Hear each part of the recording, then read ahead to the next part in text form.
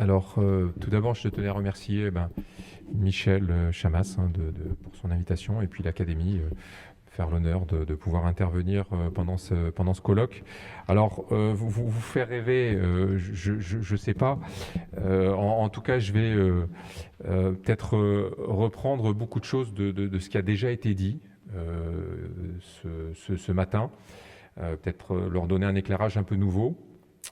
Et puis, avant ça, je dirais un petit peu ce qu'est le LIRM, hein.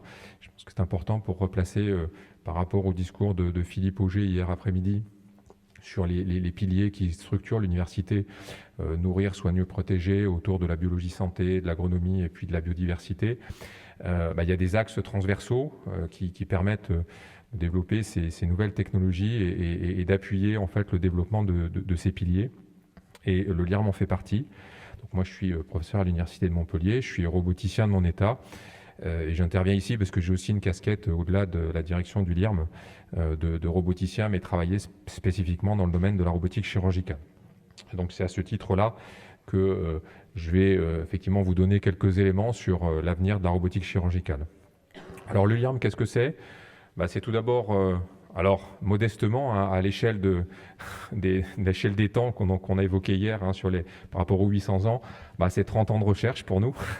Mais c'est presque... Alors, c'est un peu plus jeune que la robotique, mais si on prend ce qui se faisait en robotique à Montpellier, la robotique est là 20 ans de plus encore par rapport à ces 30 ans de recherche et d'innovation qu'on peut développer dans le laboratoire. Alors, c'est 400 collaborateurs, hein, donc des chercheurs, des enseignants-chercheurs, donc ça c'est classique comme unité de recherche. 3 départements de recherche, 21 équipes qui travaillent sur des spectres assez larges. Hein, pour faire court, sur la partie informatique, en intelligence artificielle, en sciences des données, en apprentissage, en ingénierie logicielle, finalement des compétences dont on va avoir besoin quand on va vouloir développer un robot. On travaille également sur la conception et la commande de robots, alors dans différents secteurs d'activité, hein, mais notamment en chirurgie. Et puis on a également un département de microélectronique qui s'intéresse au développement des nouveaux systèmes embarqués adaptatifs, utilisant des nouvelles technologies, 3D, mémoire magnétique, nanotubes de carbone. Et puis, tous ces développements plus fondamentaux ont des débouchés vers des applications, hein, donc sur des secteurs assez larges, comme c'est précisé ici. Sur les piliers de l'université, que j'ai évoqué tout à l'heure, et puis après d'autres, sur des aspects cybersécurité, je reviendrai un peu sur ces aspects-là plus tard, l'espace par exemple aussi. Alors, dans ce contexte, finalement, l'université de médecine de Montpellier, ou la faculté de médecine de Montpellier, est une des pionnières, la plus ancienne encore en activité. Finalement, la robotique chirurgicale est aussi à Montpellier un champ pionnier. Tout à l'heure, Bertin a évoqué Grenoble. Montpellier était aussi parmi les premières places où l'on faisait de la robotique chirurgicale. Et puis vous avez ici un des pères de la robotique française, Étienne, qui est là, qui se cache derrière. Voilà, je pense que tu peux lever la main pour que tout le monde te reconnaisse. Voilà, un des pères de la robotique française et qui a été à l'initiative du développement de ce premier robot médical sur la place montpelliéraine, donc qui était un robot dédié à la reconstruction 3D d'artères. Et donc le principe de ce robot-là, c'est un robot bras anthropomorphe, hein, qui déplaçait une sonde échographique le long d'une artère, et puis en prenant de façon régulière ces images échographiques, on est capable, en les empilant, de faire une reconstruction 3D du volume de cette artère-là. Et donc, ce robot-là permettait de contrôler les efforts appliqués sur l'artère pour ne pas trop déformer l'artère ou en tout cas avoir une déformation reproductible, et puis dans le même temps d'avoir un déplacement extrêmement précis. Et ces manipulations-là étaient reproductibles d'examen en examen. Donc ça, c'est la première étape, hein, des développements de la robotique à Montpellier. Sachant que le premier robot chirurgical est étiqueté en 1989. Donc vous voyez on est à peu près dans les mêmes années pour les développements de la robotique chirurgicale à Montpellier.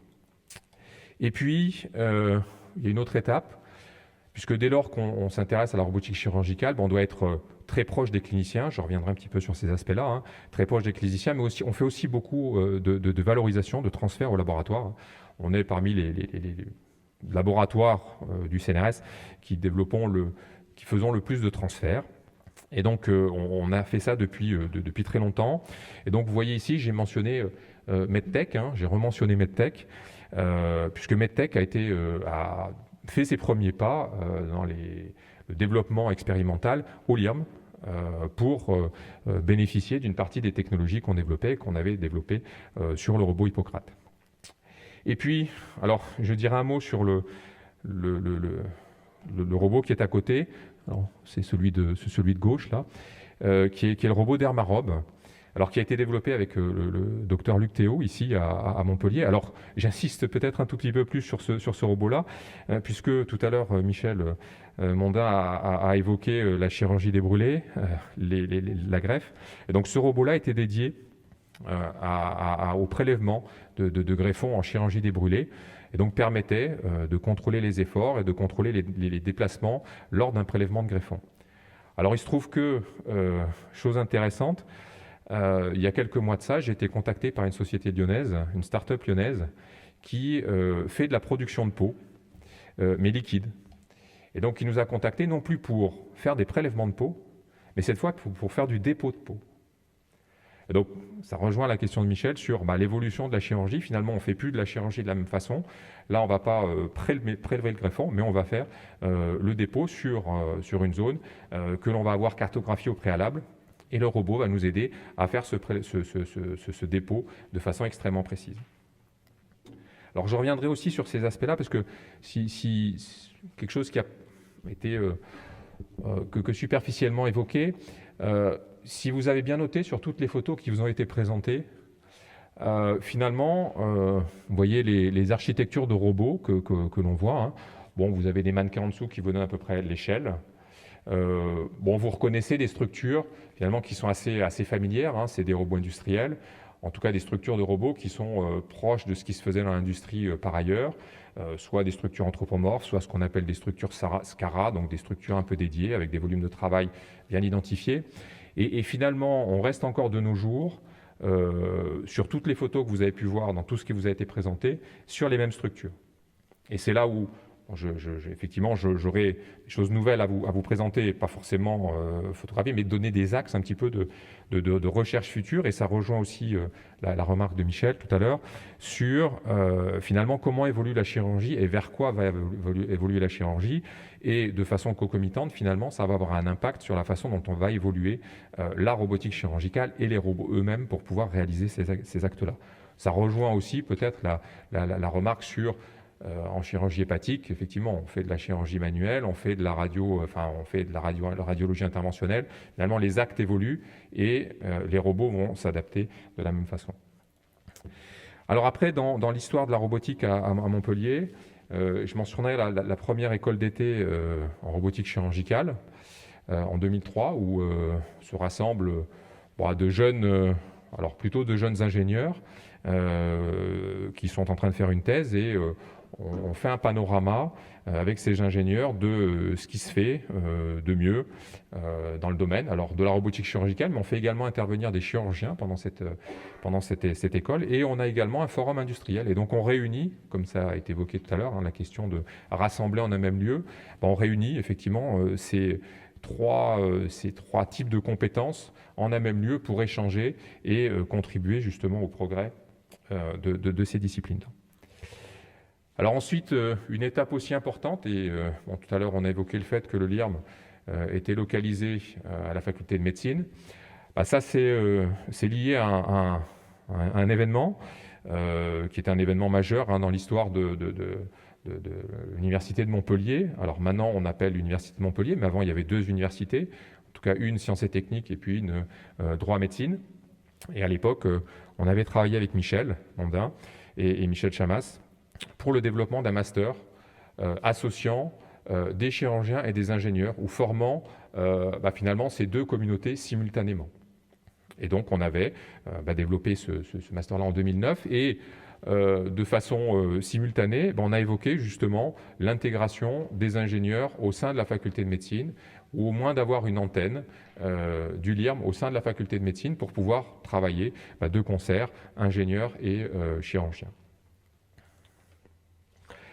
Alors, j'ai mentionné le LabEx Camille 2012. Donc là, c'est un LabEx en réseau, un LabEx national. Alors, ça fait écho un petit peu à la petits échanges qu'il y a eu hier sur finalement les premières écoles de santé, Paris, Strasbourg, pardon, Montpellier. Bon, ben, on retrouve dans ce LabEx Camille ces trois villes-là. Bon, c'est ajouté à ce réseau-là, effectivement, Grenoble, hein, qui est une place forte aussi de développement en termes de robotique chirurgicale. Et puis, on a deux autres laboratoires qui, eux, sont plutôt spécialisés dans l'imagerie médicale. Et comme je le présenterai après, je pense qu'on ne peut pas dissocier effectivement le développement de la robotique, le développement de la robotique chirurgicale, du développement de différentes disciplines qui sont connexes, ou en tout cas de différents outils qui vont contribuer à l'usage et à l'utilisation du robot au bloc opératoire, en l'occurrence l'imagerie par exemple médicale. Et puis 2017, c'est la nouvelle faculté de médecine qui est inaugurée. Donc ça, c'est pour nous l'occasion d'intégrer ces locaux-là et d'arriver au niveau du plateau d'entraînement d'apprentissage par la simulation, ce qui a été pour nous effectivement un gros boost dans le développement de nos activités en partenariat avec les chirurgiens. Et puis 2020, c'était les 800 ans de la faculté de médecine. Et pour aller encore au-delà de ce que j'ai présenté jusqu'à présent, on a en projet la création d'un centre d'excellence. Donc là, on commence à en discuter vraiment sérieusement, puisque ça va s'appuyer sur des équipements dont on va faire l'acquisition dans le cadre du CPER et de financement FEDER, qui vont nous permettre d'acquérir plusieurs types d'équipements, ou en tout cas des robots chirurgicaux ou des dispositifs médicaux qui s'adressent à plusieurs disciplines cliniques. Et l'idée derrière ce centre d'excellence, c'est justement de poursuivre cette dynamique-là et d'intégrer des ingénieurs, des chirurgiens, des chercheurs au sein, alors pas forcément d'un même lieu, mais dans une même unité au moins virtuelle, pour leur apprendre à travailler ensemble régulièrement et à partager les compétences et l'expertise. Et l'idée derrière ça, c'est naturellement de continuer à innover et de continuer à développer le territoire. Et puis, Michel nous a sollicité déjà depuis quelques temps sur le développement d'un DU, que nous n'avons pas encore développé par manque de temps, mais ça ne saurait tarder. Alors, je terminerai cette première partie de présentation par finalement un état des lieux qui fait écho à la question qui a été posée tout à l'heure. On se retrouve à Montpellier avec un écosystème assez unique en France et en Europe, avec effectivement différents acteurs qui sont rassemblés sur le territoire. Des acteurs de santé, bien évidemment, c'est le cœur, mais également des composantes de formation, alors la faculté de médecine, mais également la faculté des sciences, Polytech, l'école d'ingénieurs, des structures de recherche, qui vont au-delà du LIRM, c'est-à-dire que nous, j'ai présenté quelques mots-clés, mais ça s'appuie aussi sur des compétences en physique, en mathématiques et bien d'autres. Et puis des industriels, et c'est vrai qu'on a maintenant un berceau industriel, un bassin industriel extrêmement large, un tissu favorable au développement des startups. Je suis cofondateur de cette start-up-là, qui elle travaille sur la chirurgie de la rétine, en développant un nouveau paradigme pour la chirurgie de la rétine. Et puis, naturellement, il faut aussi trouver des fonds. Donc, on a la SATT qui est très active dans ce domaine-là. Et voilà, donc un peu l'écosystème. Et tout à l'heure, quand je parlais du centre d'excellence, c'est de rassembler, de fédérer un petit peu tous ces acteurs-là autour de la table pour continuer à développer les dispositifs médicaux de demain. Alors, je vais passer rapidement sur le développement mondial de la chirurgie robotique. Ça permet d'appuyer un petit peu et de voir l'accélération, surtout, des développements qui ont lieu dans le domaine de la chirurgie robotique. Si vous regardez, alors là, c'est focalisé sur des chiffres qui sont centrés sur le robot Da Vinci, puisque c'est certainement le robot le plus déployé à l'international. Mais il y a eu clairement une rupture en 2016, ou en tout cas une accélération qui est massive, très importante. De 99 à 2011, vous voyez, donc c'est un peu moins de 1800 robots. Vous voyez aussi la répartition, États-Unis, Europe, Asie. Et puis en 2018, on est passé à presque 5000 robots qui sont déployés dans le monde, et avec un marché mondial qui va presque doubler entre 2018 et 2023. Et ça, toute discipline confondue, là on parle de la chirurgie digestive ou l'urologie pour le robot Da Vinci. Je pense que maintenant, quasiment toutes les spécialités sont concernées et tout à l'heure, on mentionnait 73 robots différents dans 13 spécialités. Si vous faites un état de l'art de la robotique actuelle, vous verrez, il y en a vraiment pléthore. Alors, là, on va retrouver des choses qui ont déjà été dites et bon, comme je fais partie du LabEx Camille et que Jocelyne a travaillé avec Jean-Claude Couffignal sur le développement de ce rapport, on se retrouve un peu avec les mêmes informations et les mêmes boucles décrivant ce que doit être l'innovation en robotique chirurgicale. Alors, j'insisterai sur le fait que, comme je l'ai dit précédemment, la robotique chirurgicale, c'est pas que le développement du robot qui est important, c'est aussi tout ce qui est autour et l'intégration de différents composants, notamment l'imagerie médicale. Et on bénéficie aussi des progrès en imagerie médicale quand on développe un robot. Alors sur cette boucle-là, bon, on va retrouver naturellement le patient et le chirurgien. Alors peut-être quelques éléments supplémentaires que j'aimerais mettre en avant sur cette boucle-là. Bon, l'innovation en robotique chirurgicale va nous permettre d'améliorer la dextérité du chirurgien. En tout cas, c'est ce que l'on souhaite en tant qu'ingénieur. Mais on verra que ça peut aller bien au-delà de ça. C'est-à-dire que, comme je l'ai précisé tout à l'heure, actuellement, les structures que l'on voit, c'est des structures assez traditionnelles de robots. Et donc l'évolution, ou en tout cas les innovations, vont aller vers de la miniaturisation de ces robots. Et donc des changements de paradigme dans la synthèse, dans la conception de ces robots-là. Ensuite, il y a des éléments importants liés au développement algorithmique et au développement informatique. La possibilité de faire de la simulation, la possibilité de faire la planification, la possibilité d'avoir un jumeau numérique. Tout ça va permettre de faire une meilleure planification, de faire un meilleur monitoring de l'opération, mais également d'aider le chirurgien pour avoir une meilleure prise de décision. Et tout ça va aussi conduire tous ces éléments numériques et algorithmiques à la possibilité aussi de former différemment, on l'a évoqué tout à l'heure, mais de former différemment les chirurgiens. Pour le chirurgien senior, ça va l'aider dans sa prise de décision ou dans la planification de son opération, mais finalement pour le chirurgien junior, ça va aussi l'aider à se former et à apprendre avant de passer directement sur un patient. Et puis, on a évoqué aussi les questions de pouvoir public ou de politique publique. Je pense que le fait d'avoir des technologies numériques va nous permettre d'avoir de rationaliser ou de développer des méthodologies qui vont permettre de montrer l'efficacité et de convaincre finalement les pouvoirs publics de l'intérêt de ces nouvelles technologies. Alors, maintenant, pour vous donner peut-être deux grands axes de réflexion sur ce que sera la robotique chirurgicale, ou en tout cas les gestes médico-chirurgicaux assistés par ordinateur, si on englobe ça de façon un peu plus large.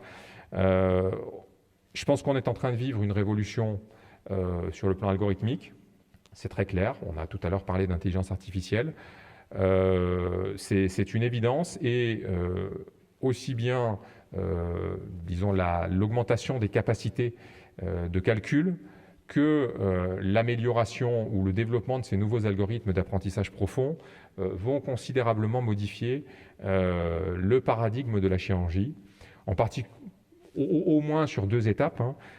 D'une part, la partie planification préopératoire, sur tout ce qui est classification, détection, segmentation et recalage, dont on a déjà évoqué les difficultés, avec la possibilité d'avoir effectivement des opérations qui soient plus précises, des opérations qui puissent être en partie automatisées, dont on peut améliorer la rapidité. Ce faisant, ça permettra d'attaquer en fait des pathologies avec des symptômes de plus en plus compliqués, ou en tout cas de les détecter de façon beaucoup plus précoce, d'intégrer des informations multimodales, et puis d'adresser effectivement la diversité des patients qui sont à traiter. La deuxième partie sur laquelle l'intelligence artificielle et développement d'apprentissage, d'algorithmes d'apprentissage va apporter une révolution, c'est toute la partie guidage préopératoire, et en particulier sur tout ce qui est instanciation dans la reconstruction 3D de formes en temps réel, j'entends, sur la base d'une acquisition d'informations, mais relativement parcimonieuse. La partie navigation endoscopique aussi, ou la partie ou tout ce qui peut concerner le suivi de tissus mous. Et dans ce cas-là, on a besoin de faire des traitements en temps réel, on a besoin d'avoir une grande précision et une haute résolution, sachant que ça reste actuellement effectivement des verrous à la fois scientifiques et technologiques, mais justement ces nouveaux algorithmes d'intelligence artificielle, on voit déjà des publications apparaître, permettent de lever une grande partie de ces verrous. Alors, l'intelligence artificielle touche un peu moins directement la partie robot, la partie robotique chirurgicale, même si sur certaines parties, sur les aspects de modélisation dynamique, cinématique ou sur la partie perception de l'environnement, on peut imaginer que ça puisse apporter effectivement un certain nombre d'avantages. Je vais revenir sur ces aspects autonomie là, qui sont au cœur finalement de ce que peut nous apporter le robot dans les années futures. Alors là, je vais me concentrer plus, pour finir, effectivement, sur ces aspects dispositifs, robot chirurgical. Et là aussi, je pense qu'il y a essentiellement 3 axes sur lesquels on va avoir des innovations dans les années qui viennent. D'une part, tout à l'heure j'évoquais ces structures de robots qui sont finalement très traditionnelles et depuis 50 ans, on n'en a pas changé. Là maintenant, on va vers des structures qui sont plus petites, plus intelligentes, plus sûres, que ce soit des robots ou des instruments.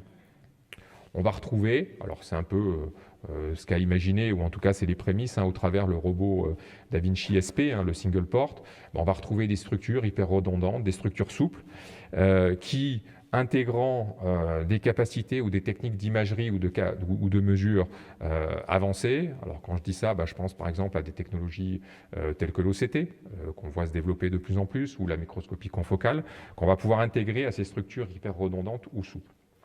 Et puis, en parallèle de ça, on voit de plus en plus de micro ou de nano-robots qui font leur apparition.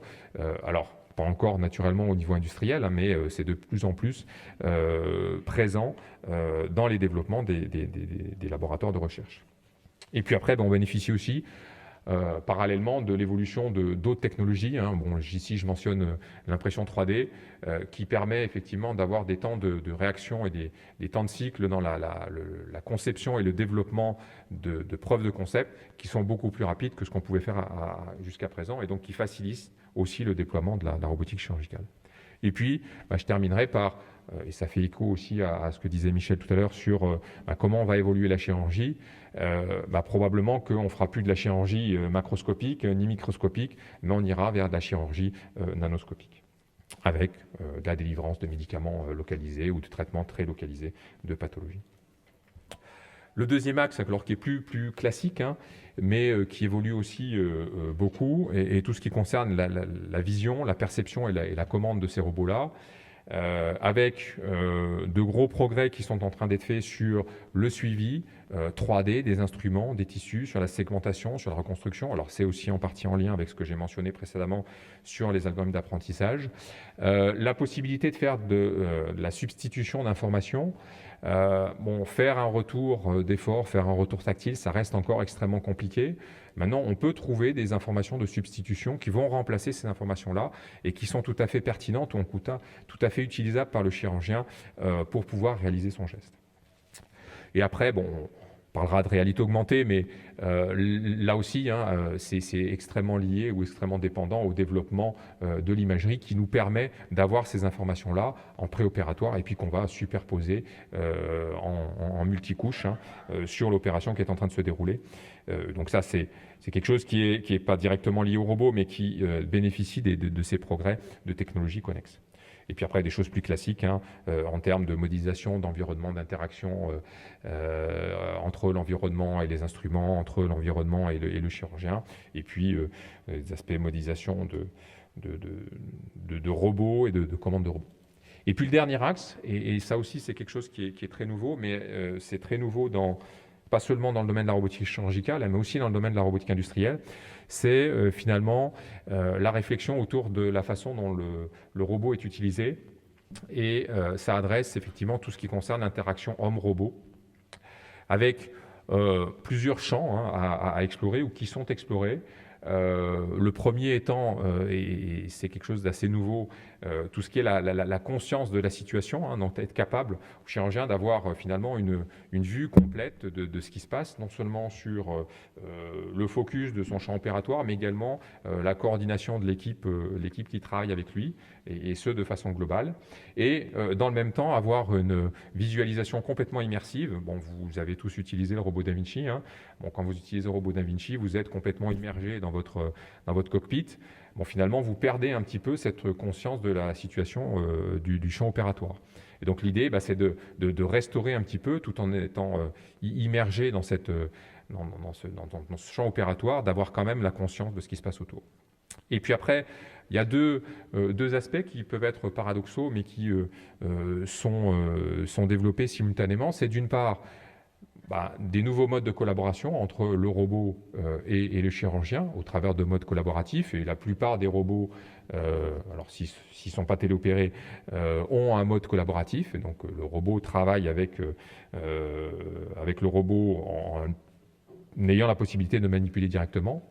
Et puis, à l'inverse, hein, on revient à des objectifs qui étaient d'autonomie, qui avaient été dans les premiers temps développés sur des robots d'orthopédie, qui ont été ensuite abandonnés.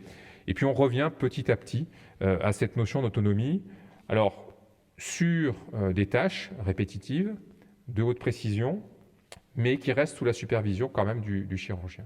Ça, je pense que c'est le maître mot, et on est tous d'accord sur la nécessité d'avoir cette supervision. Mais bon, on voit revenir petit à petit ces questions d'autonomie dans les développements actuels. Et puis après, il y a... alors, on parlait de commandes collaboratives, hein, on parlait d'autonomie. On peut également maintenant, avec les technologies modernes, faire de la manipulation sans contact. Bon, par exemple... il y a des casques qui permettent d'examiner ou de détecter le regard, et donc à partir de ce regard-là, on peut contrôler en fait les déplacements d'un robot. Et puis les deux derniers points qui sont en développement à l'heure actuelle, c'est tout ce qui est compréhension, prédiction de l'intention du chirurgien. Donc ça rejoint un petit peu la manipulation sans contact ou la situation awareness que je mentionnais précédemment. Et puis enfin, la dernière étape, et ça c'est aussi lié au développement de l'intelligence artificielle, c'est la possibilité de faire de l'apprentissage par la démonstration au travers de l'apprentissage renforcé, et notamment permettant d'éviter en fait les longues procédures assez fastidieuses de programmation du robot. Et donc ça, c'est des choses aussi qui sont explorées à l'heure actuelle. Voilà, alors j'avais un dernier transparent, je ne sais pas si j'ai le temps de le présenter, sur... non, ça fait un peu court. Bon, ça reprend un peu les éléments que j'ai évoqués jusqu'à présent. Alors peut-être en soulignant dans chacune des étapes un point. Bon, j'ai beaucoup parlé d'intelligence artificielle, ça a été évoqué aussi précédemment. Je pense qu'il manque une chose à l'intelligence artificielle pour l'instant sur les apprentissages, en tout cas les algorithmes d'apprentissage profond, c'est l'explicabilité des résultats qu'on obtient. Et ça, c'est quelque chose qui est assez déterminant, hein, parce qu'il faut être capable de comprendre pourquoi ça nous donne le résultat.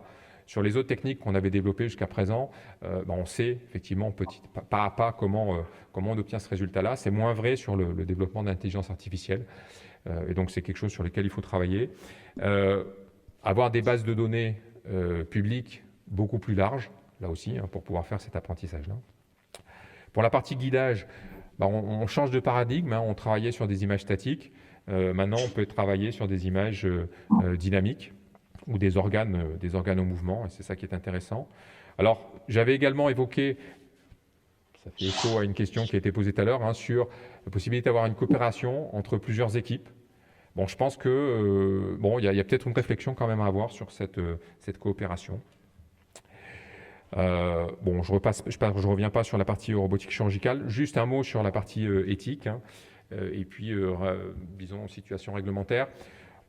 On manipule beaucoup de données, les données viennent, en tout cas, devraient être sécurisées. Je pense que c'est un élément important à garder à l'esprit, hein. On partage beaucoup de données, on traite beaucoup de données.